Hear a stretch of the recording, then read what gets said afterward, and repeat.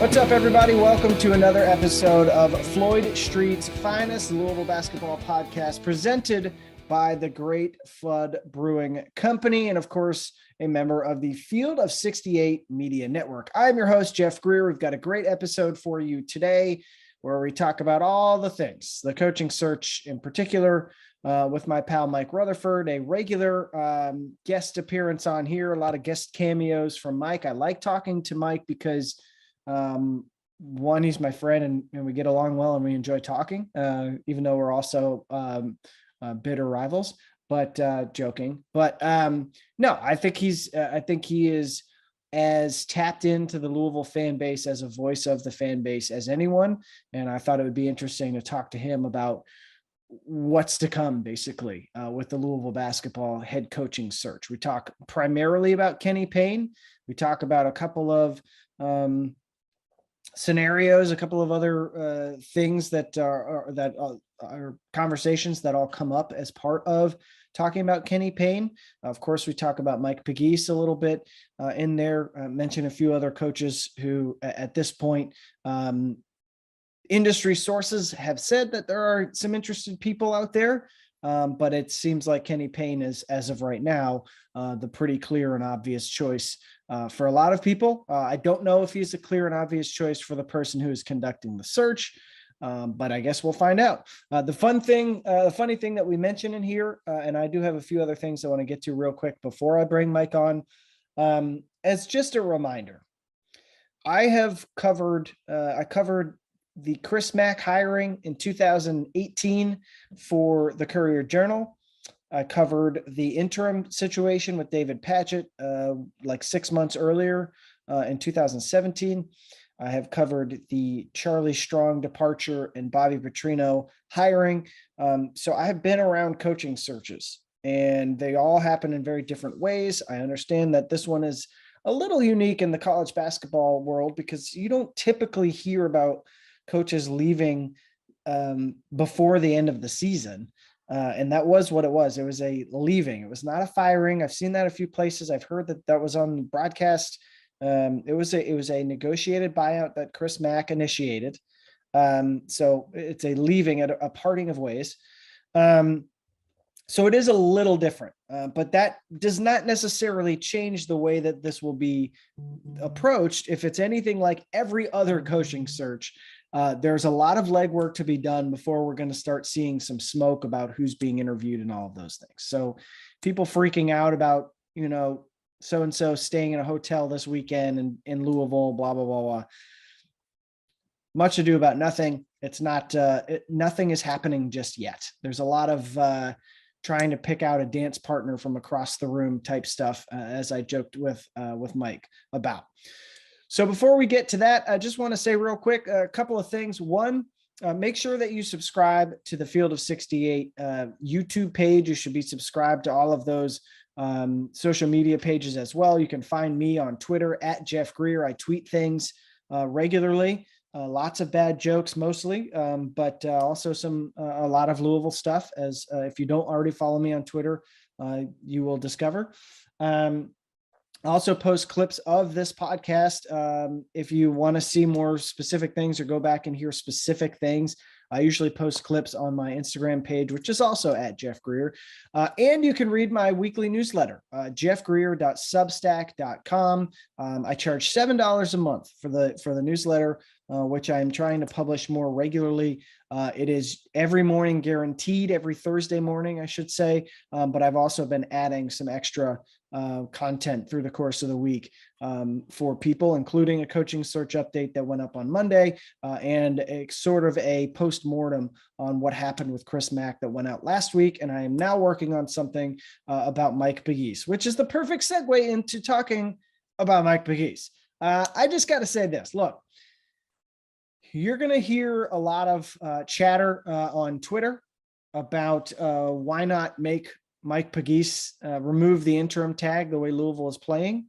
And that's obviously a conversation that I'm sure people within the walls at Louisville are having as well. I would be surprised if it went in that direction. But what I will say about any of that, because I don't have any information, inside information about that whole situation, what I will say is if you are an athletics director working anywhere in the United States at a school that needs that wants to find a young coach who is a good motivational guy, who can find players, who can recruit, does a good job in recruiting, and has his guys play hard, you could do a lot worse than Mike Pegues. I have been very impressed with him this year. I mean, I've always liked him as an assistant. He's always been an impressive guy to me, and it doesn't matter that he's a nice guy and is approachable. Although that certainly you would think that would help in his demeanor with talking with players, and boosters and stuff like that, which I think is important. But watching him in practice and work with players, there's a real motivational ability there and a developmental ability there that when you pair that with the way Louisville played to start this season when Chris Mack was suspended, they were 5-1.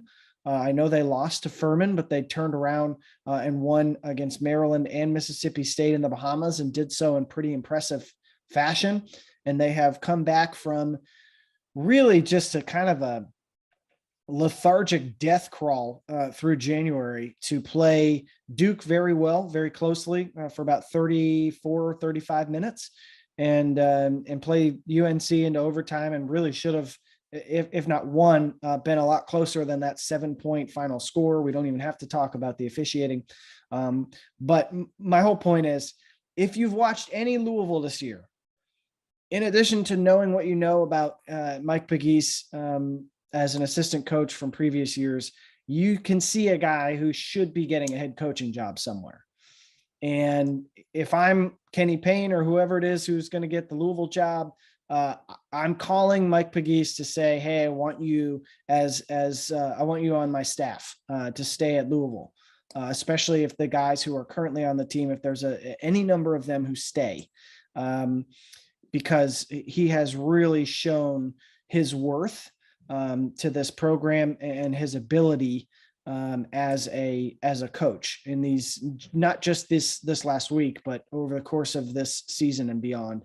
So I did want to just make sure that I threw that out there. He didn't ask me to do that. Obviously, there's no incentive to do so, other than I just think it's worth saying. People listen to this podcast, watch this stream. Mike Pegues should be on your short list if you are a school, probably on the Eastern Seaboard, probably in the Maryland, DC, Virginia area, and you're looking for one of the top up and coming guys in the sport.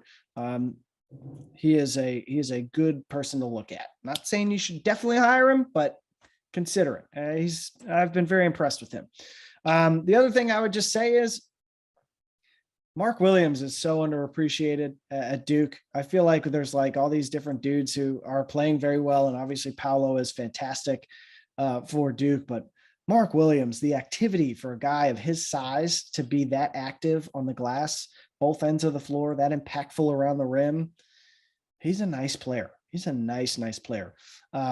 So we'll see how the rest of the season goes, but I've been impressed with the significant uptick in desire and determination and fight that Louisville has shown in two higher profile games against name brand programs, even though I know UNC is not what it usually is. And yeah, we'll find out where this coaching search leads. But my advice to everyone would be, relax. It's not going to happen this week. Relax. There's going to be some phone calls. There's going to be some text messages, emails. Take a deep breath. You're fine. It'll sort itself out. A lot of the people who would normally be involved in these coaching searches are currently coaching their teams. So things wouldn't pick up if any of those guys were involved in this search until later on towards the end of the NCAA tournament. If their teams are out, then things pick up. If it's Kenny Payne, he's working in the NBA. So just take a deep breath. All right. Before we move on to our conversation with Mike Rutherford, I, of course, have to mention our friends at Great Flood Brewing Company. This message from them, they want you to know, Cards fans, that they are going all out this season during all televised Louisville women's and men's basketball games. their drinks 10% cheaper for the entirety of the game. This pricing is available at both our Highlands Tap Room and Middletown restaurant, so take advantage of it. We love hosting you and can't wait to root along with you as we cheer on our Cardinals. Thank you for your loyal support, and go Cards. As a side note, we're now expanding our options in our tap room for the first time in 7 years, offering wine by the glass and or bottle. And the liquor and cocktail menu, of course, is coming soon, as we've mentioned. And for Sundays at either location, you can enjoy endless mimosas. Chris Beard would like to do that. Little mimosas. He loves mimosas. Maybe there's a Great Flood Brewing and Texas collabo that needs to be done as well. Before we move on to Mike, one other thing, let me tell you guys a little bit about our partners over at Bet Rivers Sportsbook. If you haven't signed up with Bet Rivers yet, now is the time. They are offering a $250 match bonus for your first deposit. What sets them apart is they require just one playthrough to turn your bonus into cash money. With their new Rush Pay instant approval, withdrawing your winnings is safer, more secure, and more reliable. College basketball season well underway. March Madness coming up. No better time to get in on the action than by going to betrivers.com today or by downloading the BetRivers iOS app. You've got to be 21 years or older. And if you have a gambling problem, please call 1-800-GAMBLER. All right, here's my conversation with my buddy Mike Rutherford. All right, we are now joined by my buddy Mike Rutherford. And Mike, I wanted to have you on for a variety of reasons, but the number one reason is that you're one of the few people I know very well who can commiserate with the fact that I have not slept in about 10 days. And I know that there's like a bond that we can now form as two dads who are mere months away from purchasing those white New Balances and the jeans with the pleats and really just losing it all. But thank you for joining me on a sleep-deprived Floyd Street's Finest today. Of course. I like that you've been a father for like a week now, and already we're communicating via text, via like pictures of our sons, like making funny faces. You're like, when Pitt loses, and it's like there's Theo, and then I've got like John coming back. So it didn't take long for us to immediately get into like the dad groove of the new friend relationship. Well, I've sent the photo comparison of Theo with his hair. He has a lot of hair for a kid who's like 8 days old. I sent the Dana Altman Theo facial comparison to quite a few different people. They do look like they're very similar, and I'm a little worried about Elizabeth's flights anywhere to the West Coast, maybe last year at any time. But I cannot believe I just said that on my own podcast, but here we are. Well, Mike, he's a hell of a coach. He's a fantastic coach. He knows what he's doing. Hey, he's got Midwest roots. Maybe Louisville should just give him a call, make him say no. Well, we got a lot to talk about, Mike, so we might as well dive into it. I got a lot of flack last week, along with our pal Jack Grossman, for openly discussing coaches who may or may not be interested in the job. And by a lot of flack, I mean Arkansas fans in particular were very frustrated that we mentioned Eric Musselman, who if I'm a fan of a team, I would take that as a huge compliment that my coach is being mentioned for what a lot of people still believe, even for everything that has happened the last 5-6 years, is one of like the top 7 jobs in college basketball. And it doesn't hurt that their coach is really good. He has bounced around quite a bit, and his buyout drops to $2 million at the quote unquote turn of the year, which is April 1st for most contracts. I think Louisville would be silly to not even try to reach out.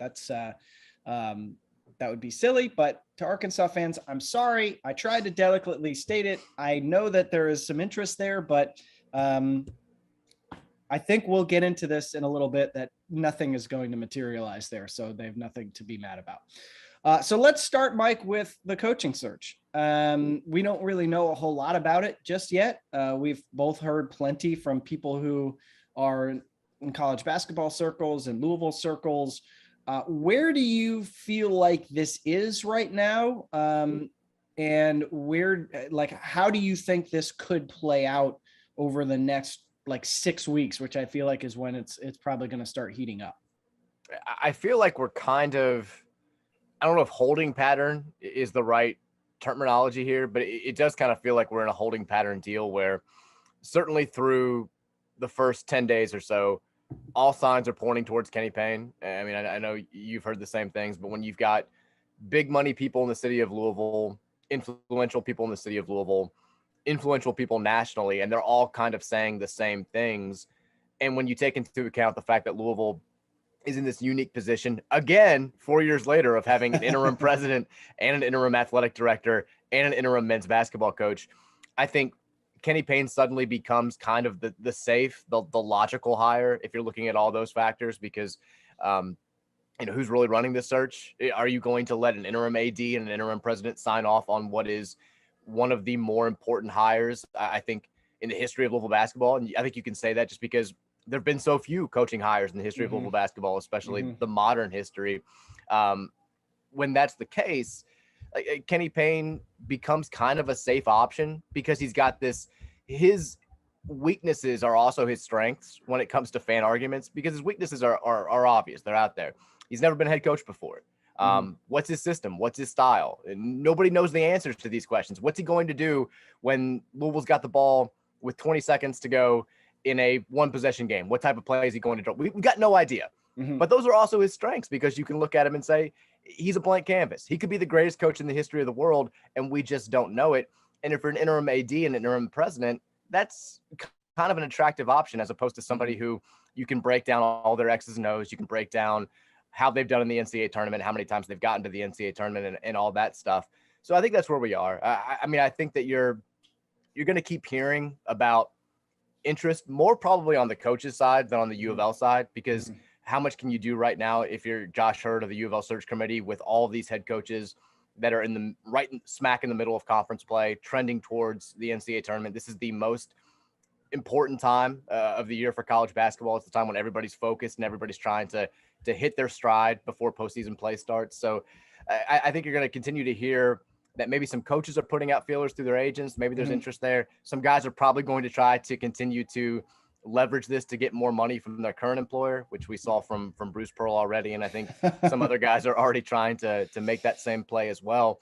But it certainly feels like at the end of the day, all roads are going to lead to Kenny Payne. And it would be, who knows, 6 weeks is a long time, but it would be more surprising than not if he wasn't the person who was ultimately named head coach at the end of this, at least as of where we stand right now. Yeah. I put this in my newsletter on Monday, but it kind of is like that early stage of your middle school dance when, like, I would send you across the empty dance floor to the pack of girls on the other side. And one of the girls I wanted to dance with was over there, but you would go talk to her like best friend. And you would say, hey, Jeff's thinking about dancing with Elizabeth. Do you think Elizabeth would be interested back? And then she'll go ask Elizabeth, and then you guys will be able to then deliver messages beyond that. That's where we are right now. And it's just like people, this is one of the things that I have said a long time. And I truly believe that this is the case. Our world, because of both Twitter and the instantaneous information delivery on Twitter, and also video games and how you can basically simulate and things just happen so quickly. Like a guy comes back from injury and he's perfectly fine the day that he's okay to play again in your video game. Obviously that's not real life. This is not going to move fast. There is no one in town interviewing for this job. There has not been. There's been no contact between any of the candidates, direct contact between them and the guy who is doing the hiring in Josh Hurd. Now, never leave the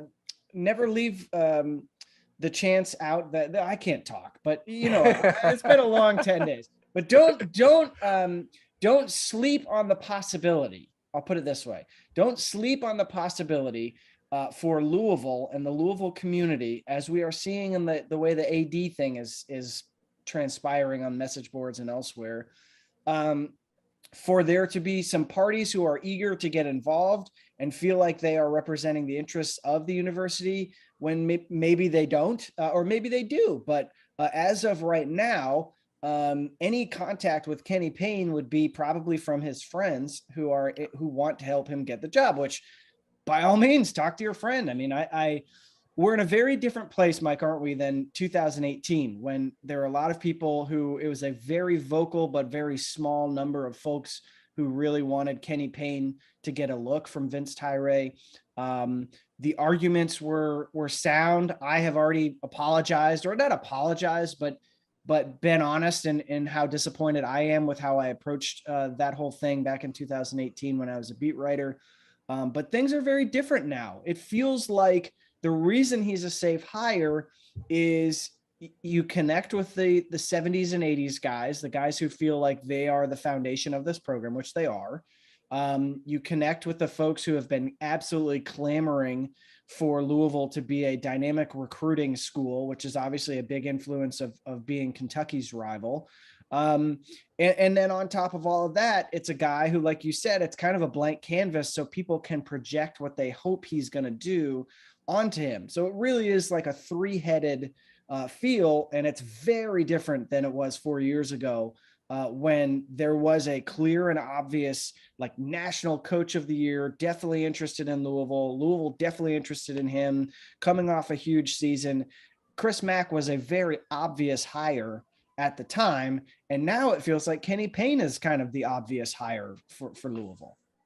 Yeah, I think it's different now because anytime you're in a situation where a program's in need of a new head coach and things ended badly with the old head coach, you're kind of looking for the antithesis of what you just had, right? Like, yeah, Louisville gets rid of Bobby Petrino and they bring in Scott Satterfield for football, like the kind of soft-spoken, all shucks, like just the total opposite of Petrino. mm-hmm. And then, now you've got some people after Satterfield has not done the best job. We'll still see, still work in progress. But now you got people who are like, we need the swagger back. We need somebody who's going to like get into a fight at midfield. Like you always want what you didn't have with the other guy. And yeah. Louisville, 4 years ago, they make a logical hire in a guy who had been a proven head coach. He had success over a decade at Xavier. Had ties to the community. I don't know if you knew this, but his wife was from here and he's got family in the area. Mm-hmm. He was going to kind of be the opposite of Rick Pitino, and he was going to be approachable, and you could see him at Roosters doing all this stuff. Well, things don't work out great with Chris Mack, and he's gone now 4 years later. And so you're looking for a guy who does the things that Chris Mack couldn't do. The biggest questions when Chris Mack was making the jump from Xavier to Louisville was one of them, can he recruit at this level? Can he bring in 5-star players? Can he bring in the one and done type talent that Louisville was looking to get and really didn't get a whole lot of even when Rick Pitino was here and having his most success. Mm-hmm. And that didn't really happen. I know Mack had a highly rated recruiting class right out of the gate, but it still was loaded with guys kind of at the back end of that top 100 outside of Samuel Williamson. And so when things go poorly after 4 years, you bring in a guy and you're like, hey, it'd be nice to have a lot of 5-star players. It'd be nice to have a guy who, played basketball at a high level, played at Louisville, who would unify the fan base to a degree, who could bring in the former players into the fold. Because initially Chris Mack, I thought, did a good job at reaching out to Denny Crum, bringing him back into the mix. He had that, close practice where every former player and anybody who ever suited up for Louisville was invited and they took the big picture and it felt good. But it was very apparent after a couple of years that the former players weren't going to be won over that easily. They're still a little bit upset. They've been upset for 2 decades, pretty much, ever since Denny Crum was forced out, and they felt like they didn't have a say in who Tom Jurich hired. They didn't care that it was Rick Pitino. They wanted to at least have their input heard, and they felt like they weren't being heard. And after a couple of years with Chris Mack here, I think a lot of those same former players, they were like, it's cool that you reached out to us, but we still feel like we are not being treated with the respect that we deserve. We still feel like our say is not being taken into any sort of consideration. And if you hire Kenny Payne, I think that rectifies a lot of that. And in a weird, somebody made this point on my radio show last week. They were like, it's been 2 decades of kind of a fractured fan base and an alumni player group to a degree. And even if Kenny Payne comes here and fails, you've at least fixed that. You've at least rectified that. Like the former players who've been so vocal in, back in the day, it was they wanted Jerry Eves to be the head coach. There was talking about Butch Beard coming in on an interim basis. Like all these guys who've been so vocal about wanting their voices to be heard more. If Payne comes and everybody's on board and everybody's together and it just doesn't work out, then at least you've done that. At least you've repaired that. At least you felt like you've heard this. So that's also a check in Kenny Payne's box if you're making a pro and cons list. But it is different now. I still feel like the downsides to potentially hiring Kenny Payne when you're at a program like Louisville are still the same as they were 4 years ago. 100%. And like I don't know. I'm sure you've had the same thing. I've seen the same exact debates on in my mentions on Twitter, on my website, on the text line for our radio show. It's the same exact back and forth over and over and over. And at some point, it's like there's no points to be made. You know, he's never been a head coach before. Well, did you know Denny Crum was never a head coach before? Well, that was different. It was the 70s and he was coaching under John. It's the same exact counterpoint. Mm-hmm. And at the end of the day, we're all just kind of guessing as far as how this all is going to work out, if it in fact is Kenny Payne who winds up taking this job. Yeah. Yeah. And it is, I think, a little bit of a conundrum for Josh Hurd. I mean, talk about trying to thread a needle here, because you're talking about a guy who would like to be the permanent athletics director at Louisville, has worked his way up through so many different positions and roles, both at Louisville and at Villanova. Obviously is not the traditional at the highest level, like, oh, he was an AD at another Power 5 school and he's coming to Louisville, which I wouldn't rule out the possibility of that maybe happening. But he's in a really awkward spot, because it's like, okay, you've been empowered to go out and make this hire, but are you going to be undercut for the next 6 weeks? And then somebody else is going to be brought in and whatever work you've done will be fractured. And then how does that impact whatever coaching search that you had already conducted? And how does that impact people who might've been interested? And there might've been some headway there. So there's that complicating factor. In addition to, maybe he doesn't want to hire Kenny Payne. Maybe he doesn't think that that's the right move. And that's not going to go over well. And it's clear that we're getting these sort of calcified, hardened kind of corners that we've run into, where there's people who there've been some rumblings about Tom Jurich, for instance, coming back as the athletics director. I have no idea how serious that is or not serious, but there's been a lot of chatter about it, and there's a lot of people. That? Yeah, I've heard that. Have you heard that? And it's like, it's gotten to the point where there's people on Twitter, there's people on message boards, and I realize that that's a small portion of a massive fan base who are basically like, you either hire Tom Jurich back or this is the worst thing ever. You either hire Kenny Payne or this is the worst thing ever. And I appreciate people's loyalty. I'm not going to go down that path, because I'm not as informed as people who've been around here longer, people like you, Mike, about all of that. But I would just say that it's setting itself up to be a really difficult needle to thread for Josh, if he's the one who does make this hire, and for if he were to hire literally anyone other than Kenny Payne. Because if you're like, say you're Mick Cronin, all right, Mick Cronin, I've heard from numerous industry sources, is interested in the job. I don't know what that level of interest is. I don't know if a great season that they're having right now at UCLA, maybe they go to the Final Four again, maybe they bump his salary up again. Maybe he decides that he'd rather be out there. But like a guy like that, who knows what Louisville is, has worked here, is from the region, has family in this area as well, is a Rick Pitino protege, comes back here. That's something he's going to be dealing with. Whether that's fair to him or not, that's something he's going to be dealing with. And I just don't know if it gets leaked out or it somehow comes out one way or another that they interviewed Kenny Payne. They sat down with him for 4 hours on a Tuesday and he laid out his plan for it and they decided to go in a different direction. I still don't know if that would help. Because it's like that or nothing, I think, for a lot of people. And it's not a position I would want to be in if I were an interim athletics director trying to make a good hire for one of the 6 or 7 best programs in college basketball. No, and we talked about the differences in where Louisville is 4 years removed from their last coaching search, but there are certain similarities. And I think one of them is there's not that can't miss, no brainer, beyond the shadow of any doubt, this guy's going to be able to come into a place like Louisville and make them a national title contender pretty quickly again, like there was back in 2001 when Tom Jurich hired Rick Pitino.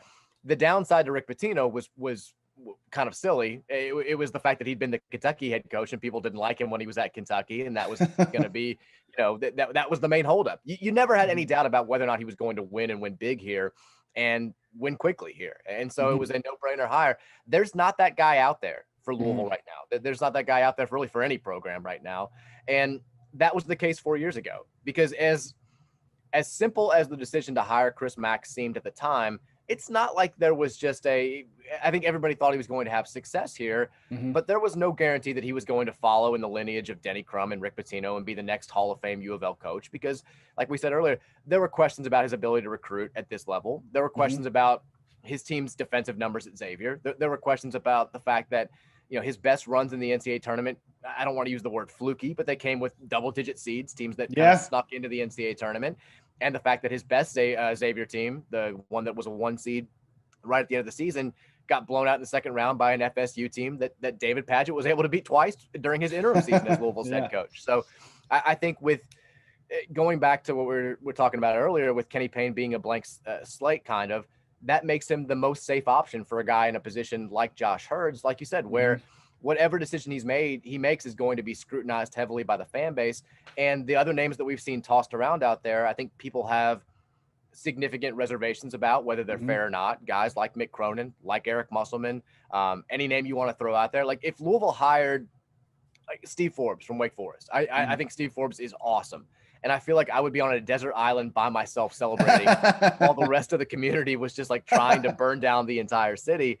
And like, that's the situation that Josh is in right now is because I think there are still significant downsides to Kenny Payne, not just the fact that he hasn't been a head coach. I mean, I've laid them out there. People have kind of been mad at me, labeled me sort of as a Kenny Payne hater.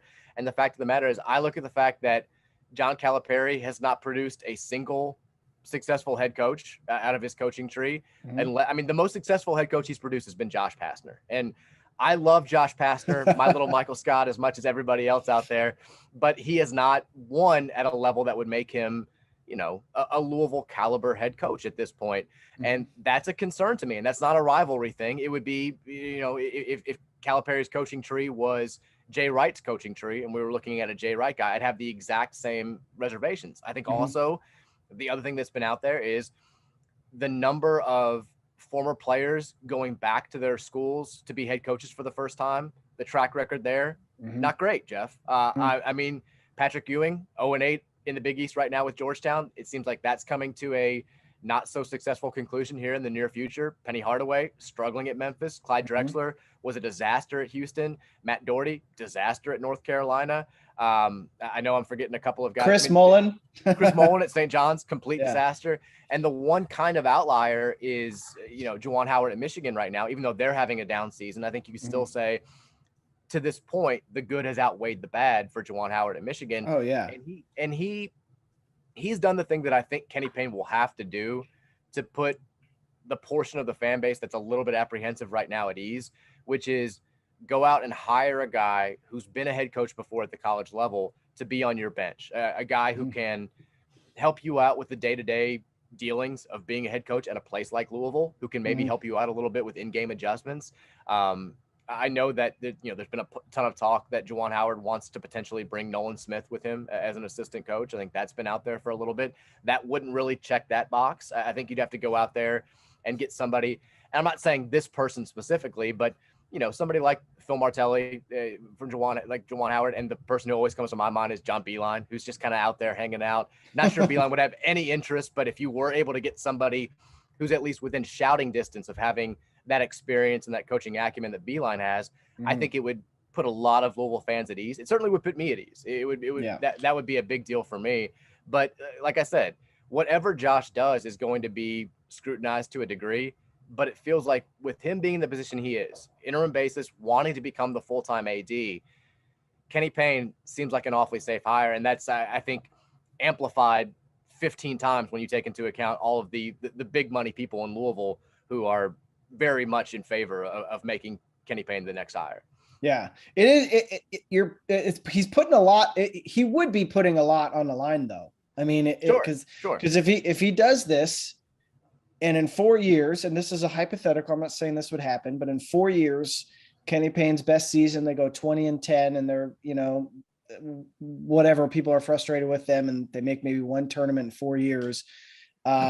And it goes south, people will be like, oh, well, the AD at the time caved to the public pressure to make a hire instead of going out and doing the smart thing. It's very much a double-edged. Well, not, I shouldn't say going out and doing the smart thing, going out and finding a proven head coach at the college basketball level.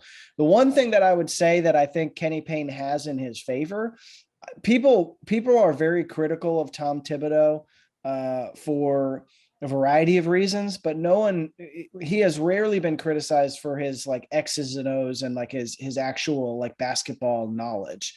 So you have to think, which John Calipari has by a lot of people. I don't know if that's fair or not, but he's gone to the NBA for the last 2 years and learned at a very different level what it's like to coach. And I have to think that would help him. But I agree. I mean, you've got to go out and see if you can get, like, if Nolan Smith joins Kenny Payne's staff, for example, and I don't know, they go out and get somebody else who is in the Payne orbit. But you can go make that third hire and get, wouldn't be Ralph Willard, but like someone like that. Right. Yeah. Yeah, I think that could help. That could help them quite a bit, but it's a challenge, Mike. I mean, I would not want to be Josh Hurd. I can tell you that right now, because already there are people flipping out when he says no. If Kenny Payne was in town this past weekend, and there were rumors everywhere that he was, there's no confirmation that he was. In fact, I've heard from a few places that is actually like incredibly false. But people are like, well, why hasn't he been talking to Kenny Payne? It's like, yeah, that's not how this works. People don't understand how these processes work. It's not like that. He is coaching in the NBA right now. He is busy also. So the best part about that is everybody, on one hand, like you'll hear a fan say, I just want him to do his due diligence. I don't want it to be all Kenny Payne. Let's interview every potential candidate and all this stuff. And then, like, in the next breath, they'll say, but if we can get Payne, got to get him now. Lock him up next week. And I'm like, get him now. Nobody's going to sit down. Like if it is like Eric Musselman, I know Arkansas fans listening to this every time his name's mentioned, just their minds blow up. But if you're targeting Eric Musselman, he's not sitting down with you for a formal interview when his season's right in the middle of SEC play. Like, you're going to have to wait until March, whenever that season ends, if you want to do all that stuff. And also, you have the forgotten fact that Louisville still got a basketball season to play. There are 8 games remaining in the regular season, and this team has shown, renewed energy, renewed life. I know they lost to Duke and North Carolina their last 2 games, but they certainly have looked like a different team. I think fans are excited.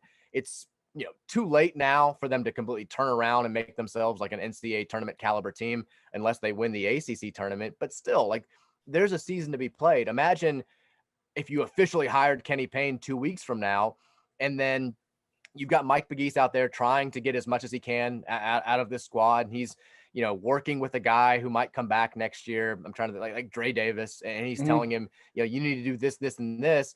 And then Kenny Payne's texting Dre Davis at night saying, well, when I'm the coach, you're going to be doing this, this, and this. Like, that's an awkward element that's easily avoidable, and that I don't think you can have in play.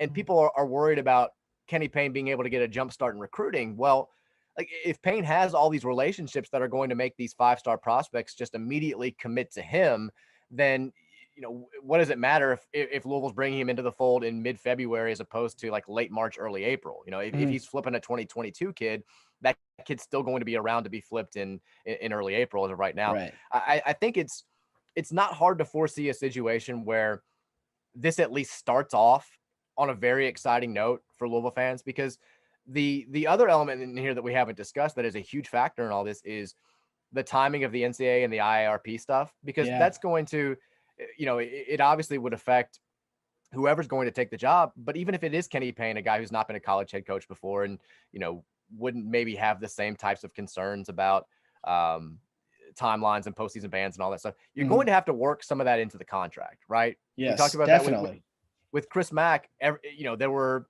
clauses put in place that said if Louisville does get a postseason ban or more punishments, you get this amount of more money and a year gets added to your contract and all that stuff. There's going to have to be something like this in that contract. And if the NCAA and the IRP isn't going to get back to Louisville until like late summer, you're going to have to hire a head coach before you know exactly what you're dealing with. That makes the contract structuring very awkward. And again, it's a athletic director who's been the interim AD for like 30 seconds. That's a very tough spot to be in. But I do think that if Kenny Payne comes here and let's say Louisville gets hit with a 1-year postseason ban for next season, which is that's no insight or whatever. It just seems like a very possible scenario. Yeah. I think the fan base would jump on board because it's a new guy. He's exciting. It's a blank slate. If the team at least plays hard and competes, it doesn't matter really what their record is. The fans are going to stick by. And then you have the added element of Payne being able to go out there and potentially get some 5-star kids for the future. Let's say he lands a DJ Wagner, who obviously is not just one of the best players in his class, maybe the best player in his class, but it would be beating out your arch rival for a 5-star recruit, which Louisville has not done a whole lot of over the years. And also he's a legacy guy. Louisville fans are still, I think, smarting from DeJuan Wagner going to Memphis and not going to Louisville 20 years ago. And this would kind of be like rectifying that situation. Like if that stuff happens, then you have the entire fan base on board and they're willing to be patient for a little bit of time. Now, if it doesn't happen, if he comes here and he doesn't get recruits right off the bat, then Louisville fans are going to be like, what the hell are we doing this for? Yeah. So there's a little bit of pressure there, but I can see this at least getting off to an exciting start for everybody if this does wind up being how this plays out. Yeah, you definitely need some momentum. And if it sounds like I think everybody's hopeful that that panel decision will come at some point in the summertime, and they'll at least have some clarity on that. And I as people know, I've been critical of Chris Mack. I know you have as well. And we're so measured in the way we do it that people think that we're like not critical of coaches, but we just do it in a way that I'm not yelling at you about it. But I've been very critical of a lot of the things, especially in the last year or so.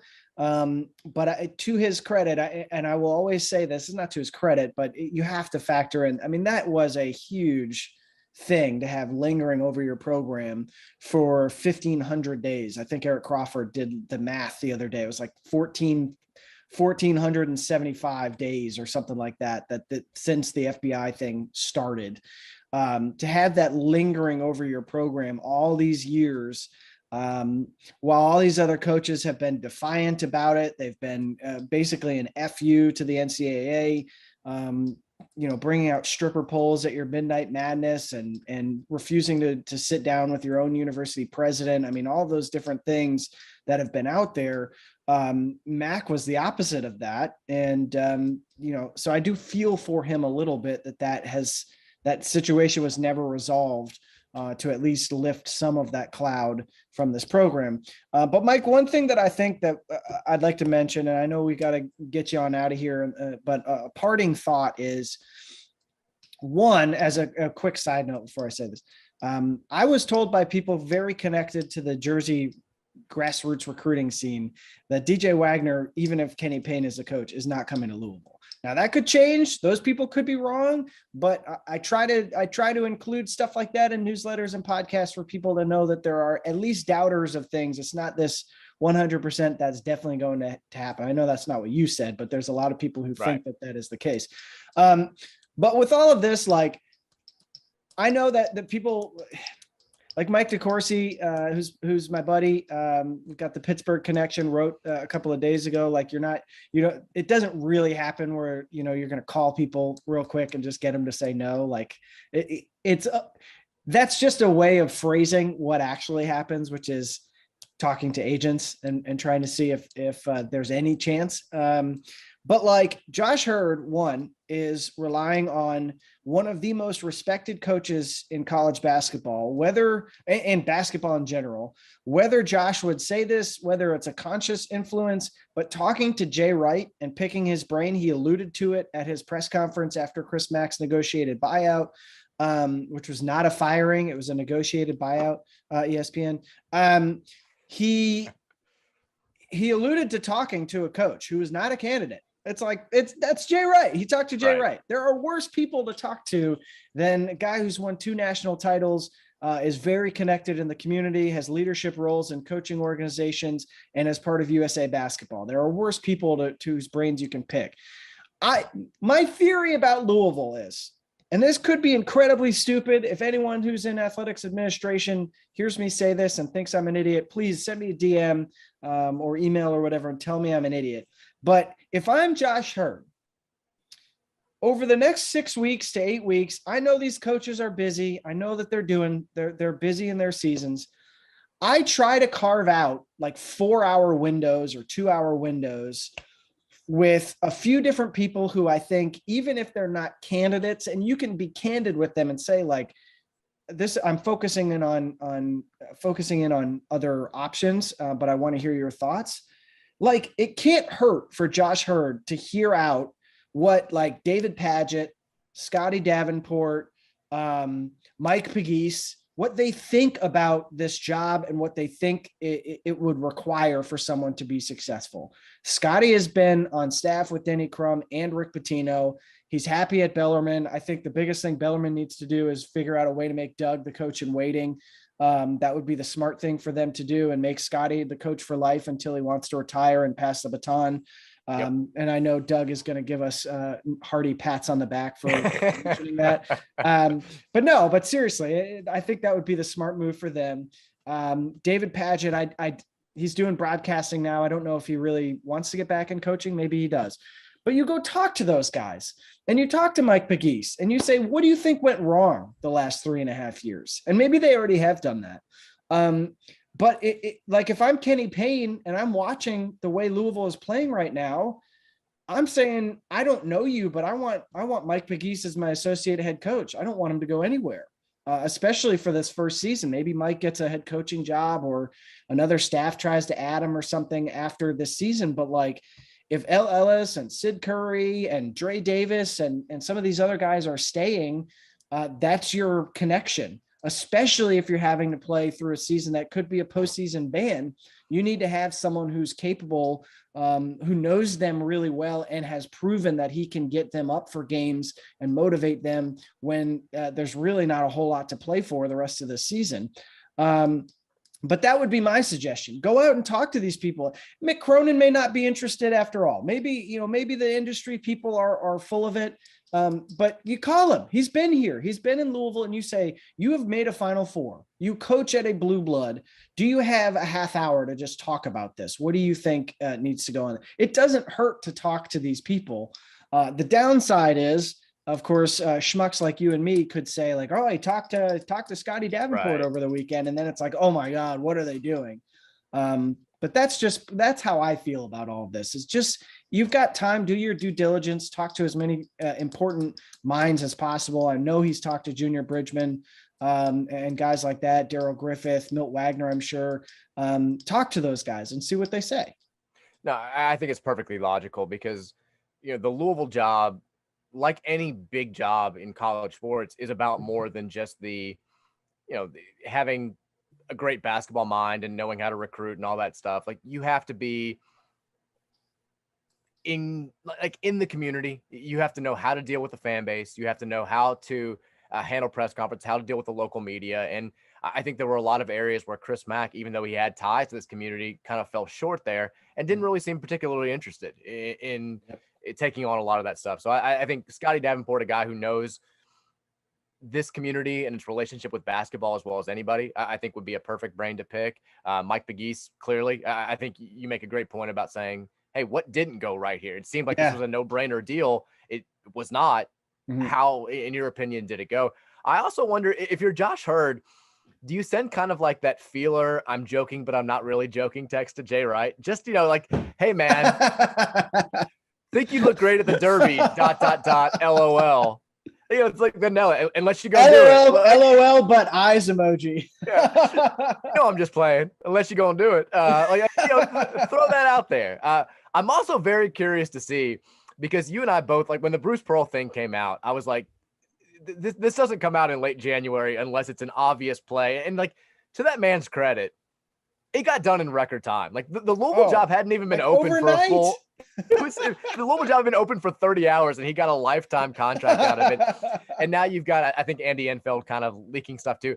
I'm curious to see who the brazen head coach out there is, who has no ties to Louisville, who's not even remotely a candidate, but who tries to do the same thing. Because I feel like in every major coaching search, there's one of those guys where it's going to be like, Kyle Smith of Washington State says Louisville's reached out, and he would definitely be interested in hearing, like, just trying to shamelessly get a raise from the Cougs. But like, I think that's probably going to happen. No, but I agree with everything you've said.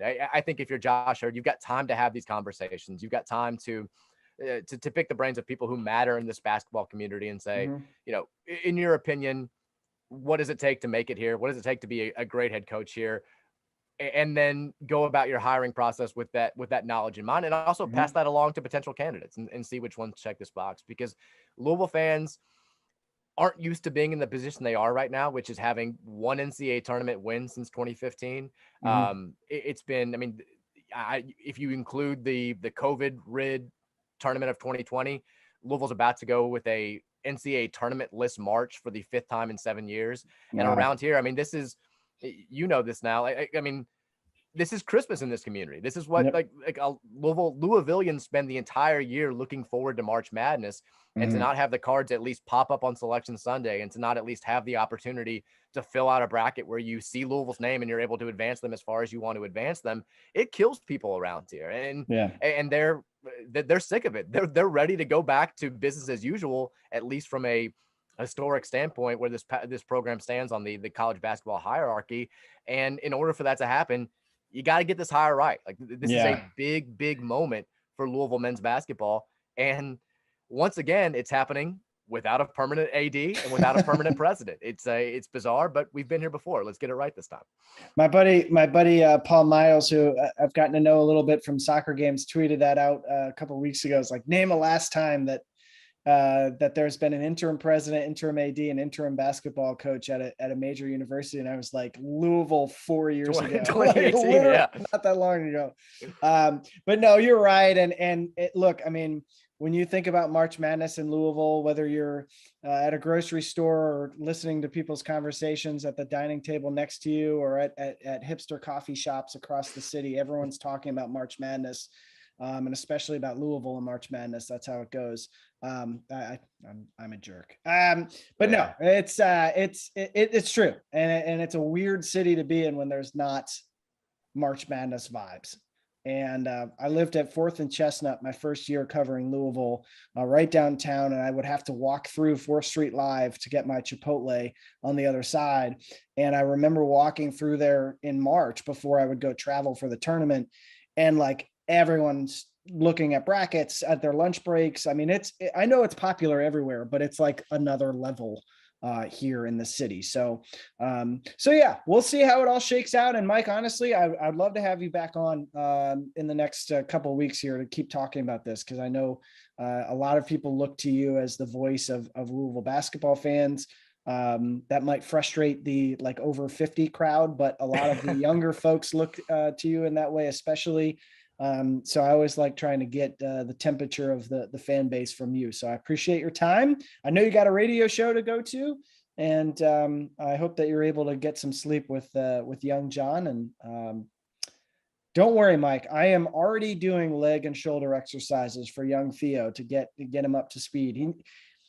He needs to be at the Louisville City like practice facility by like June. Like, he's got to be ready to go. He may not be able to walk, but I need him kicking a soccer ball by like June or July. I mean, John Rutherford's got 3 months on Theo Greer, so he's going to have to, have to get those muscles working if he wants to catch up when they start having play dates. But he had the advantage on delivery day, had a couple of pounds on him, a few ounces on him. So we'll see. The rivalry continues for a new generation. I'm excited about it. Every ounce matters, Mike. Every ounce matters. All right, man. Well, thank you so much. I appreciate you, and I'll talk to you soon. Of course, man.